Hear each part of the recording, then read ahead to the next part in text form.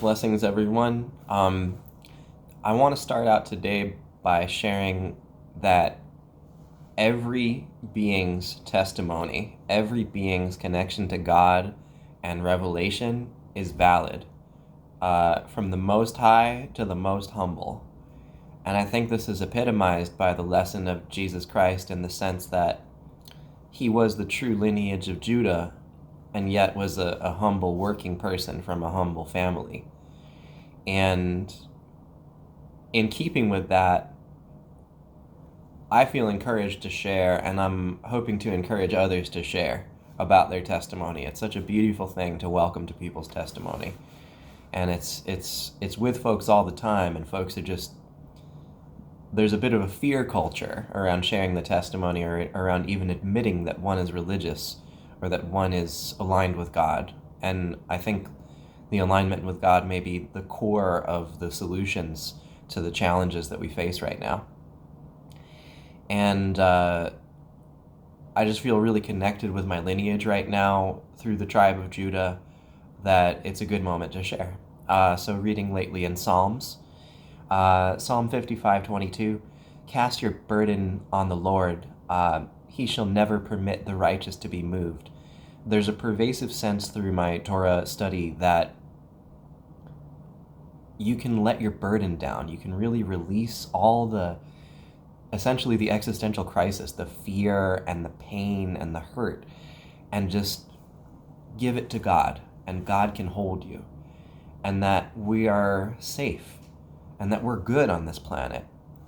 And in Psalm 56:11, David says, this is about David sometimes in captivity, sometimes on the run, speaking these Psalms. 56:11, what can man do to me? And I think David knows that he can die, but he's residing in the safety of God and through the protection of the generations of his own long life and through the generations to come. And I love how David is still blessing God even when he's under the greatest duress. And this is a person who also epitomizes going from the most low, on the run, cast out, only a few people having his back, to the epitome of power. And I think the fact that he can remember this, even though he has flaws, the fact that he can remember this is such an important aspect of that patriarch. Psalm 58:3, the wicked are estranged from the womb. I'm noticing a theme of femininity. I used to be really into goddess worship, and we named our daughter recently, one of her names is Asherah, to honor the goddess of the Canaanites, because the feminine is all around us. It's this beautiful, nourishing planet. It's the safety. It's the waters of God, as we'll see later on in Psalms. And I just think it's so beautiful to consider that if the wicked are estranged from the womb, those who are not wicked, but those who are righteous, are still with the womb and still protected. And that's how I feel this earthly existence can be. I'm enjoying watching the storm above, but that's how this existence can be in the safety of this womb. And it's so beautiful to witness my babies being born and being gestated and being born, these people that are coming through the womb of my incredible wife, who I love so much. And so in Psalm 58:10, he shall wash his feet in the blood of the wicked. There's some more grim things that happen, and I think earthly existence, although it can be this sensation of being in the womb, it is also somewhat grim and serious. There's a very animalistic and bloody component that we may as well just accept and get to understand and accept as part of our earthly existence. And what Psalm 58:10 makes me think about is all of the people who are dying from various different jabs and things like that, and from various different causes from these Babylonian causes, the causes of sin that are leading to a death that is coming earlier for those people than it normally would had those folks been accepting the righteous and been going with righteousness. Personally, I have a lot of pain and a lot of empathy and a lot of sadness for those who are suffering in this way, and for those who have been duped and taken advantage of in this way. That includes family members such as my mom, who passed away to some extent due to this fooling and due to this delusion. My mom, who's Jewish. And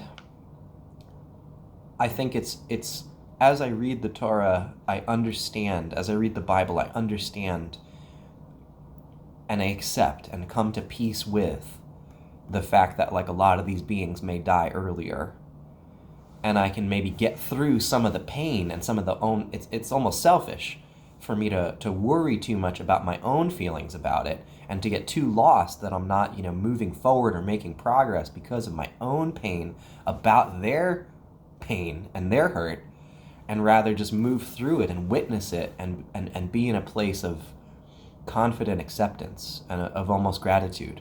Okay, so that's the way of it. And I believe in God's mercy that their souls will find their way either to heaven or to another manifestation and another opportunity on this planet or another planet in order to move forward with their development. As we're revisiting David, and as I'm becoming, a father to a son, I feel like it's super important to talk about the failings of Solomon. So all the patriarchs have primary failings that are allegorical, that are important for us to witness and change inside our own self. So we notice inside our own self. David was a brilliant war leader and brave and didn't do violence to Saul, but he ultimately did take advantage and did some chicanery around the feminine, right? Well, Solomon, his son, did further chicanery in that Solomon developed the full temple, the full empire, the economy was thriving, the borders were the furthest that they had been, the enemies were turned into allies, or at least there was peace.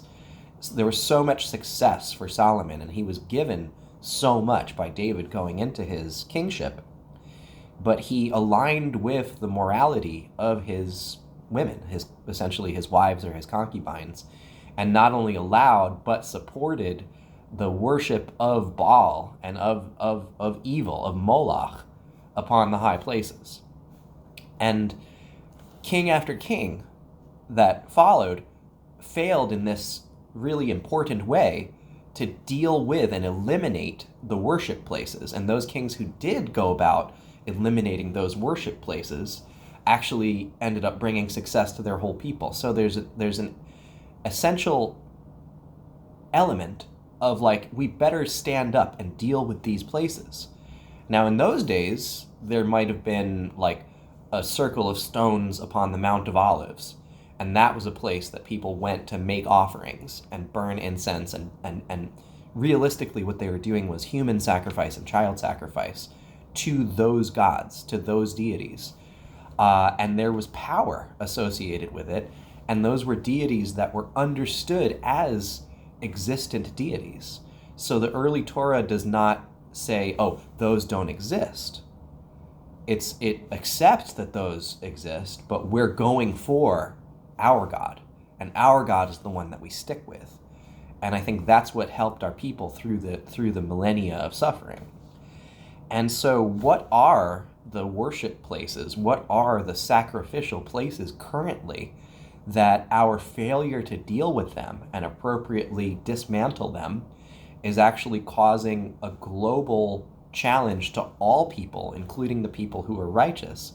But it's just this last effort, you must do this effort in order to have the wellness for the people. Well, I think a lot of that includes labs. So labs that twist the genetics of crops, of animals, of people, and labs that do gain-of-function research. Also abortion clinics.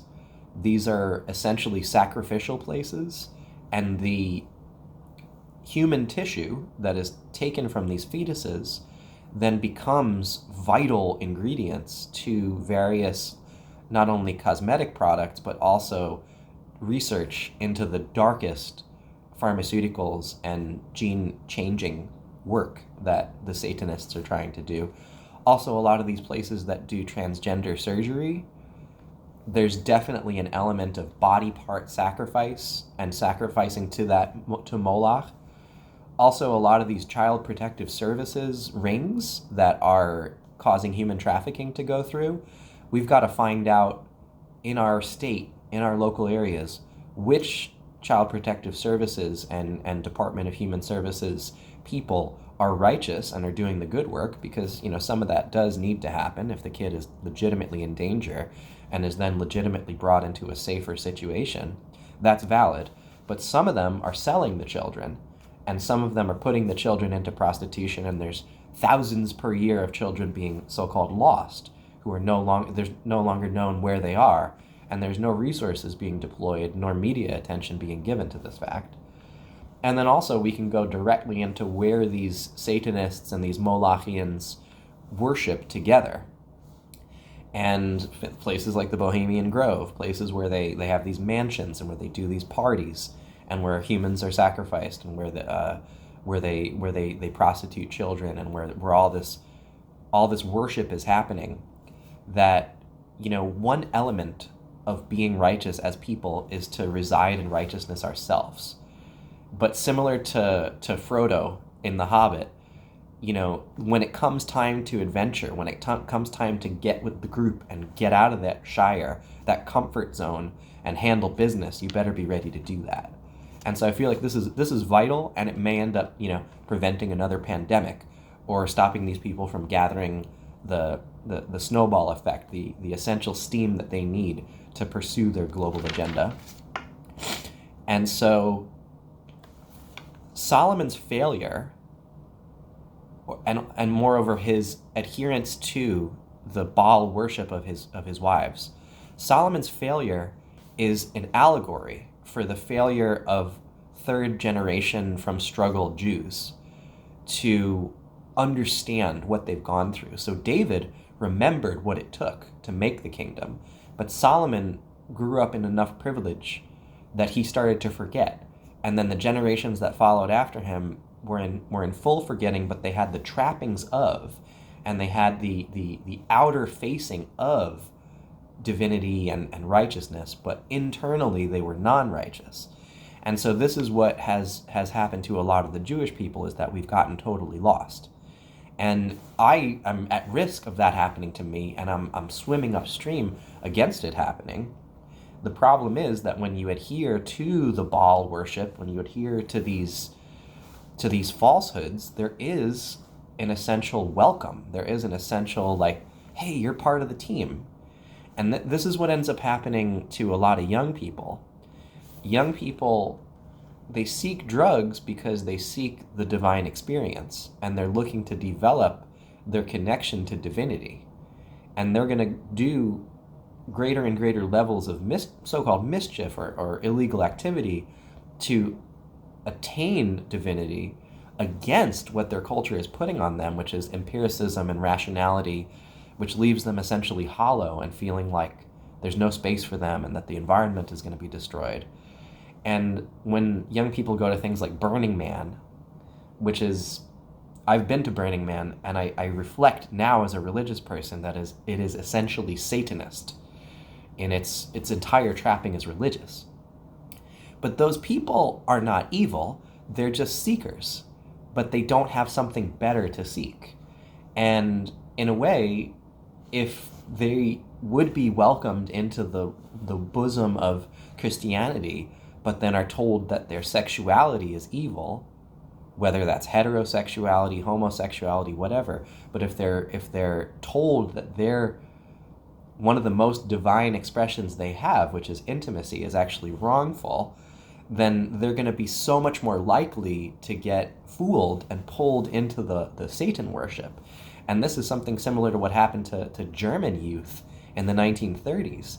They were all looking for something beautiful and something connected, but in the absence of like a really wholesome and beautiful worship way, they got detracted into hedonism and fascism. And that's what led to a lot of the Nazi stuff. And so we have to be aware, not in a sense of luring our youth, but in a sense of honorably welcoming our youth and bringing them into a space where they can experience the true divinity and sense of divine, while also being pulled away from the evils and from the Baal worship and from all these myths, such as that having an abortion makes you a better person. It's a bundle of cells. It's an expression of your human rights to do this thing, and you should be lauded for it. You know, everybody wants significance. Everybody wants welcome.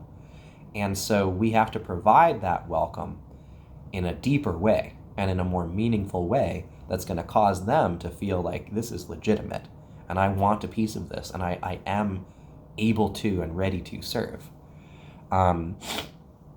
So in Psalm 61:2, David says, "Lead me to the rock that is higher than I." It's so important throughout the Torah to humble yourself and to recognize that my wealth is not of me, it's of God, and it doesn't stay with me. It's for the people, it's for the worship, and that there's always something bigger. And I also like the sense of actual pilgrimage in the wilderness here, where you're looking for the high place. You're looking for the holy place to give you the medicine.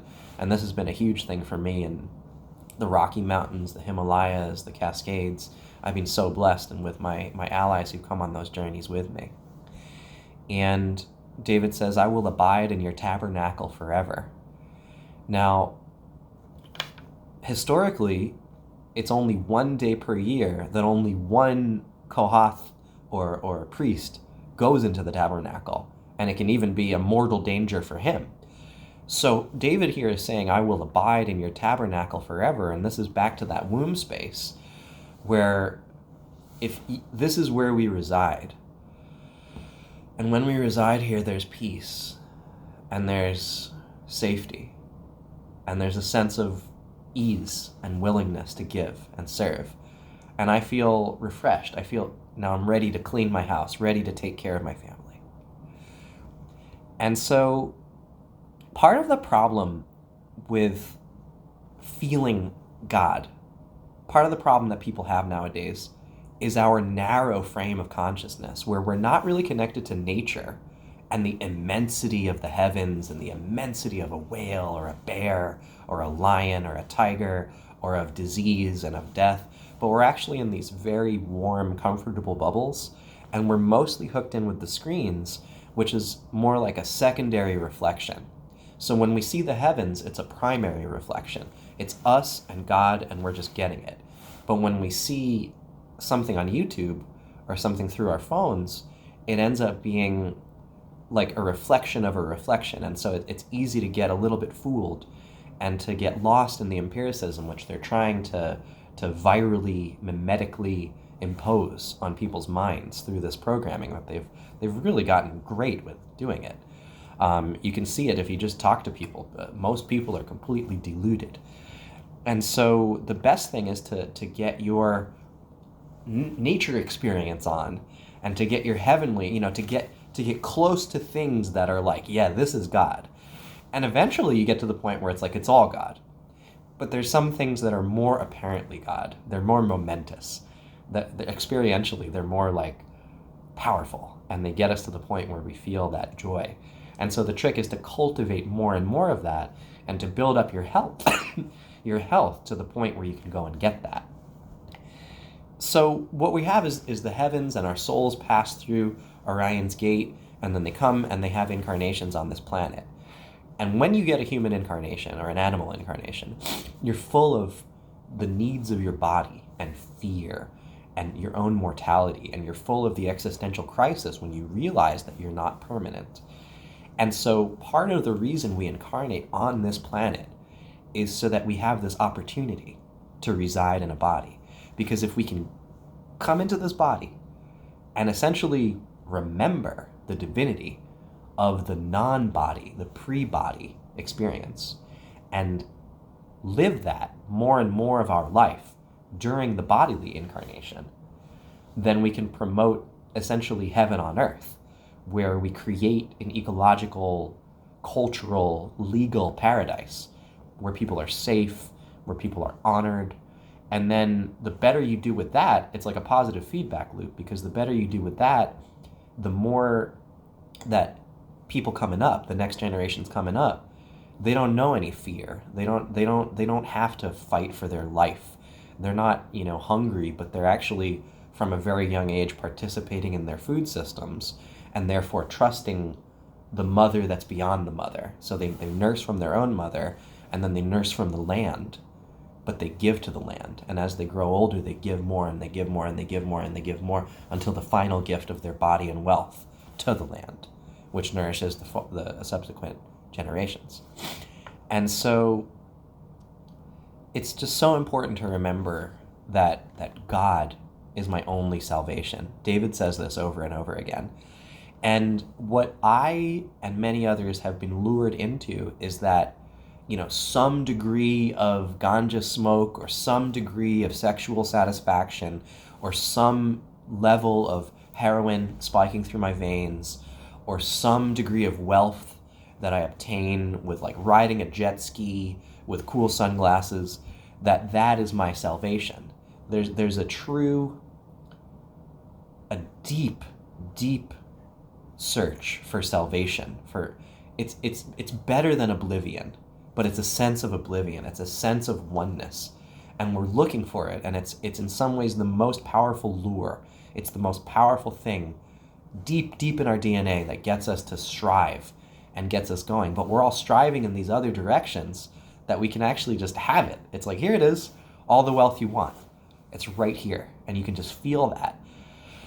And what a powerful thing that is, to give up on all that wealth search, sex search, all that stuff, and essentially come into a space of, I've got it, like I've arrived. So in Psalm 64, the Torah is very interested in what I call calumny, which is other folks speaking behind your back, speaking ill of you, destroying your reputation, trying to hurt you. And I remember from middle school onwards, I have always had some degree of torment coming my way. Just people who scapegoated me or hated me. I remember who specifically in middle school, in high school. There was some that was in college. There was some that was in medical school. There's always a little bit of that. And I seen one of my idols and mentors, Jordan Peterson, crying and essentially on the verge of shutting down his amazing ministry because of all the hate that's coming his way. And I think that's part of why, and this is an incredibly strong person, strong-willed person with a true faith. And so even he is getting hurt. Even he's thinking about stopping, right? But that's why the Torah is so interested in repetition after repetition of, even though these people speak against me, God will still their words. And regrettably, the person who really tried to ruin my career and reputation the most ended up committing suicide a couple of years after I confronted her. And I confronted her compassionately. I said, hey, we're on the same page. We're both doctors. We need to concentrate on healing patients. Let's be allies in this. And I think she understood in that moment, that it wasn't right to put that hatred on me. And I forgive her. I forgive her with all my heart. She was hurting. Her parents had been through great trauma. She had been through great trauma. It was very hard for her to accept that she had a different sexuality than what her family wanted for her. And I really pray for her soul. She was brilliant. But I think it's just so important to remember that there's the big tribe with the capital T, and by this I mean the truly righteous, where our alignment and our association to each other, our alliance to each other, is not because of the cult of personality of one man or one woman, one person who is eventually going to die, and then the cult falls apart.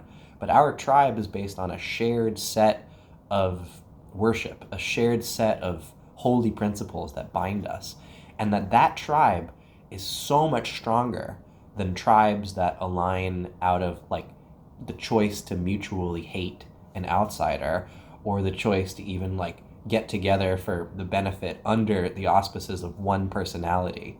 And so, the men of high degree are a lie. That's what David says. And it's important to recognize that none of this is about aggrandizement or being higher. What this is about is testimony.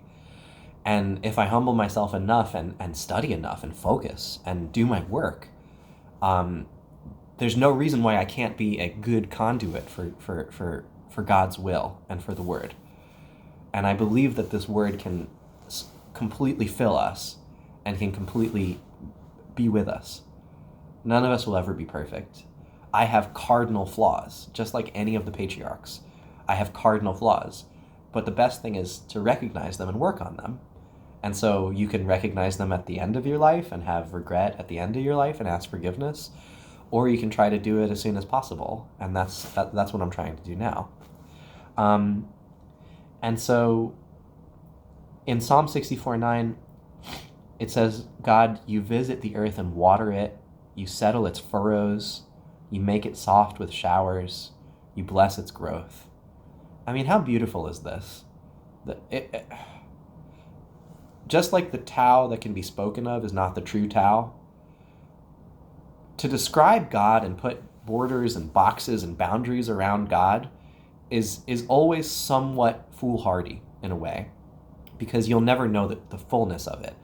The fullness of it is not something that words can really describe, but how beautiful a set of words it's like pointing at the moon. You know, my friend one time when we were having a medicine journey, he just smiled at me and pointed at the moon. And it was just so beautiful. And the Torah points to God. And it says, look at this medicine. Look at this benefit. And I love this conception of God that has this somewhat feminine aspect of nourishing. And this also gives me a beautiful metaphor or an allegory for parenting. I have just the most beautiful children, Sapphira, Benaiah, and Asherah. And it's just so lovely to think about, softening their edges and nourishing them and watering them and giving to them, just as has been given to me. And when I think about all the beauty, when I think about my parents, in the freezing cold, riding the train, waiting for the bus, riding the train to Brooklyn in the morning, struggling, hustling, doing so much just to make sure that I have nourishment. And I even think about, a certain donut that was a chocolate-covered Entenmann's donut that my mom used to give me with milk, and it's not in some ways, it's not the most pure substance and organic substance, from the local farm, but it was ambrosia of like her blood and her sweat and her work and her care to like get that to me on time and make sure that like my friends and I had that donut to eat. And so this has been my today's Bible study. I just find it so nourishing, and I just really wish everyone the most beautiful new year and give thanks and praises. All worship is one worship. Let us all be one family under the stars. Oh.